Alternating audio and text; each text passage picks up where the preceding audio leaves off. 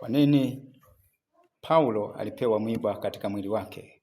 Kwa nini Paulo alipewa mwiba katika mwili wake? Kwa nini Paulo alipewa mwiba katika mwili wake?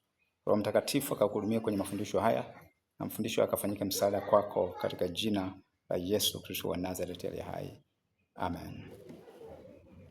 Katika utumishi, kuna wakati mwingine Mungu kwa sababu ya upendo wake anaweza karuhusu tukapitia hali fulani ambayo itatufanya tuendelee kubaki kwa unyenyekevu, ambayo itatufanya tuendelee kuwa kumtegemea Mungu. Mungu anatujua kuliko mwanadamu yote anavyotujua. Mungu anatujua vema. Kuna wakati mwingine, narudia tena, kuna wakati mwingine Mungu anaweza kuruhusu hali fulani tukaipitia, ugumu fulani tukaupitia, lakini ili tuendelee kubaki kuwa wanyenyekevu, ili tubaki kuendelea kutumika katika unyenyekevu.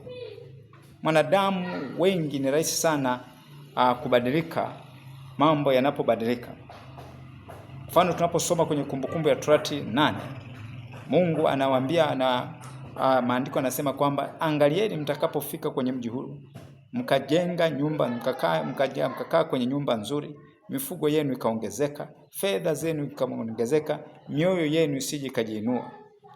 Kwa kuna wakati Mungu anaweza katutengenezea mfumo fulani wa maisha ambao utatufanya sisi tuendelee kuwa wanyenyekevu, utatufanya sisi tuendelee kutumika kwa uaminifu. Sio kwa sababu anatuchukia, kwa sababu anatupenda. Paulo aliweka wazi, tunaposoma kwenye Wakorinto wa pili 12:7, maandiko yanaweka wazi. Na kwa makusudi, maandiko yanasema kwa makusudi nisipate kujivuna kupita kiasi. Na kwa makusudi nisipate kujivuna kupita kiasi. Kwa kulikuwa na uwezekano wa Paulo kujivuna kupita kiasi. Na ndio tunashuhudia watu wengi Mungu akiwainua kidogo tu wanaanza majivuno, wanaanza kujivuna na kudharau watu wengine. Kwa Mungu alitengeneza mekanizmu itakamfanya Paulo aendelee kunyenyekea, itakamfanya Paulo aendelee kujidhiri, asije akajivuna kupita kiasi. Ajione kwamba bila Mungu yeye si kitu, ajione kwamba bila Mungu yeye hawezi kufanya kitu chochote. Kwa makusudi nisipate kujivuna kupita kiasi. Kwa maandiko najaribu kuweka wazi kwamba kwa nini Mungu alimpa Paulo mwiba katika mwili wake. Kwa nini Mungu aliruhusu mateso kwa Paulo? Kwa nini Mungu aliruhusu mateso yasiyo ya kawaida kwa Paulo? Maana kati ya mitume walioteseka pia Paulo aliteseka. Alivunjikiwa jahazi, alipigwa viboko. Kuna wakati mwingine walimpiga wakafikiri kwamba wamemuua. Kuna wakati mwingine alilazimika kuvushwa kwenye kikapu kwa sababu watu walikuwa wanatafuta uhai wake. Kwa nini Paulo aliyepita haya yote? Nakumbuka tangu wito wake, maandiko yanasema kwamba wewe Paulo utateseka mambo mengi kwa ajili ya jina langu. Kwa tusipomjua Mungu vizuri, ni rahisi kubaki kuwa ni watu wa manunguniko, kwa nini mimi? Lakini kuna mambo mengine ambayo Mungu anaweza karuhusu kwenye maisha yetu, ili sio kwa sababu anatuchukia, kwa sababu anatupenda, anataka tuendelee kuwa wanyenyekevu, anataka tuendelee kumtumikia kwa uaminifu. Kwa maandiko yanasema Wakorintho wa kwanza wa pili 12:7 sema, na makusudi nisipate kujivuna kupita kiasi, kwa wingi wa mafunuo. Paulo alikuwa na mafunuo mengi ambayo inawezekana kabisa ingefika wakati akaanza kujivuna. Kwa Mungu ikabidi akamtengenezee kamfumo, amtengenezee namna atakayemfanya yeye aendelee kunyenyekea. Anasema kwa wingi wa mafunuo hayo nalipewa mwiba katika mwili wangu. Kwa sababu ya Paulo kupewa mwiba katika mwili wake, ili asije akajivuna kupita kiasi, kwa sababu ya mafunuo ambao Mungu alikuwa ameachilia kwake. Anasema nalipewa mwiba katika mwili, mjumbe wa shetani anipige, nisije nikajivuna kupita kiasi.